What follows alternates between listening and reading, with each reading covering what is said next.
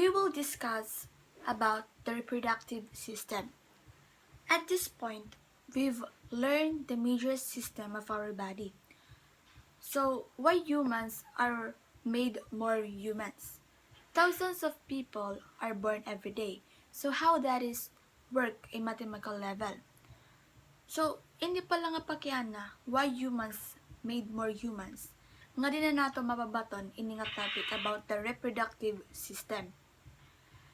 When the examining of the reproductive system, the first thing to mention is the primary sex organs or the gonads.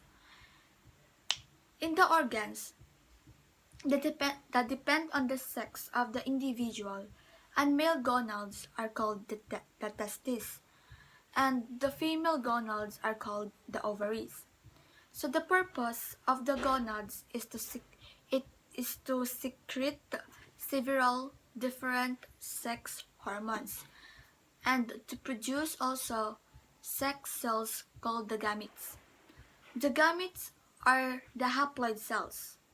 Remember, gametes are the haploid cells that are the products of meiosis, rather than the diploid cells are around the test of the body, which are the products of mitosis.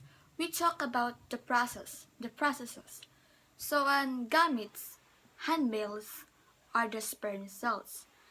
And gametes liwat na produce hand female called the egg cells. When a sperm plus egg meet as the result of the sexual intercourse, fertilization can result, which lead to zygote, embryonic development, and eventually the birth of a human being. Pero ang primary sex organ, not the component of the reproductive system. So, damo pa dapat i-discuss about ini.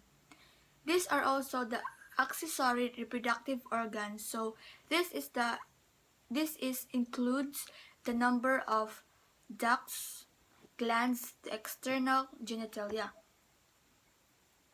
Since its reproduction system is the system are dramatical between males and females, it is best examined separately. So let's start to make reproductive system as we using the primary sex organ in male reproduce. Ngan an house, did you get it what I mean? Sure. Ngan an house is a sack of skin na dihit kanan male called the scrotum. Amin to balayhan koan. That skin, the house of the skin are called the scrotum, which is divided in the endocrine. It is called the septum. So in here, dili na kukuan an sperm produce.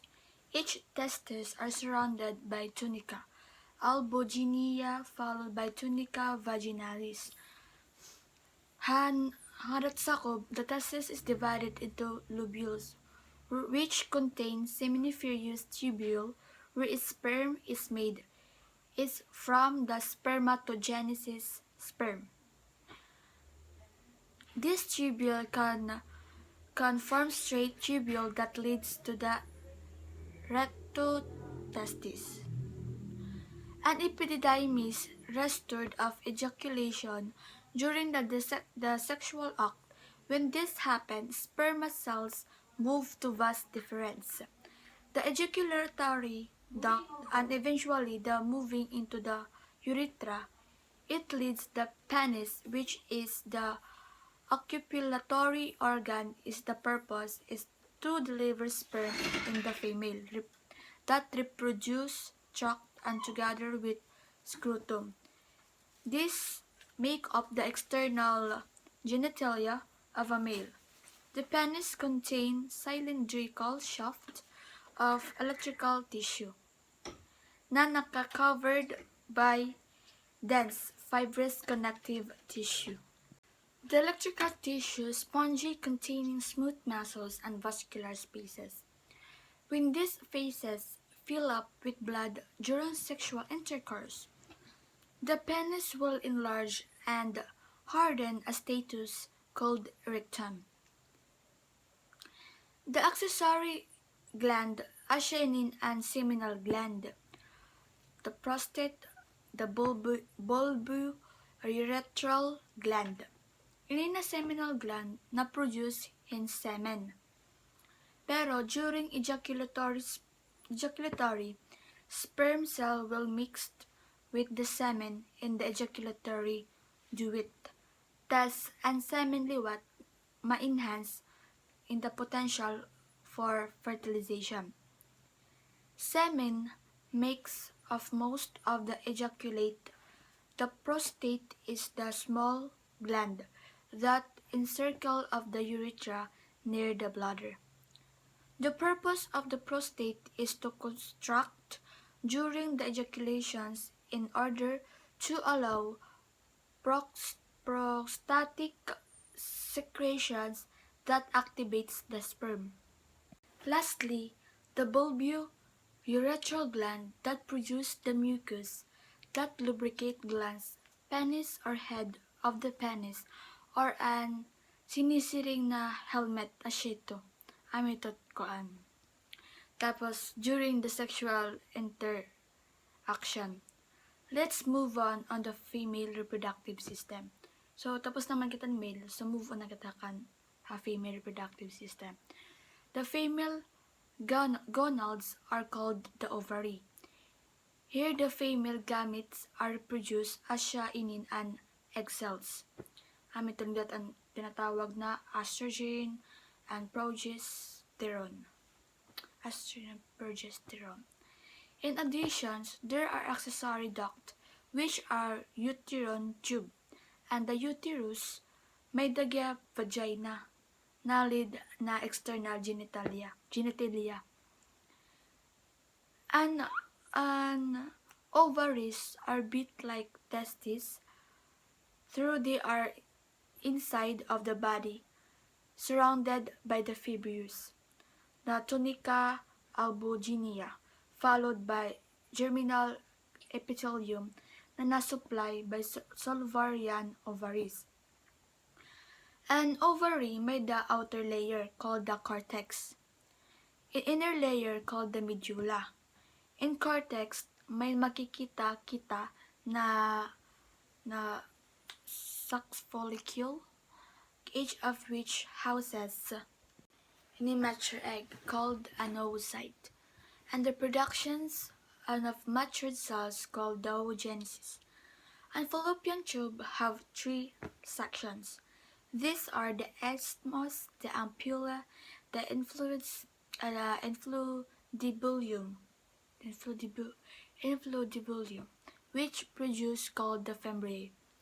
In a fallopian tube has fertilizations occurs here, which ends in the uterus called the womb. This receives the fertilized egg, retains it in the uterine wall, and nourishes fetal development.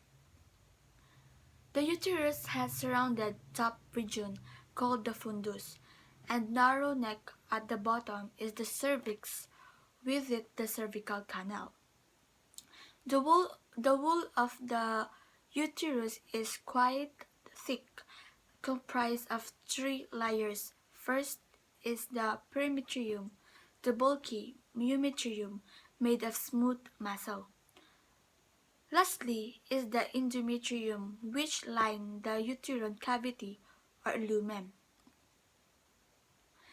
So going through the cervical canal, we reach the vagina, the copulatory organ for the female, which received the penis during the intercourse. And vulvaliwat asciaton external genitalia, which consist of mons pubis scale, fold called the labia minora and the labia majora. The clitoris and vestibule amin an asyaliwat ini na part of the female reproductive system. are the mammary glands found in the breast, which start to produce milk. Oh yeah. And mammary gland na natatagan ito nga that may breast nato, which start to produce milk during a pregnancy before a baby was born.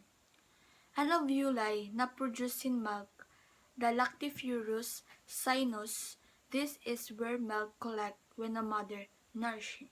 Thank you.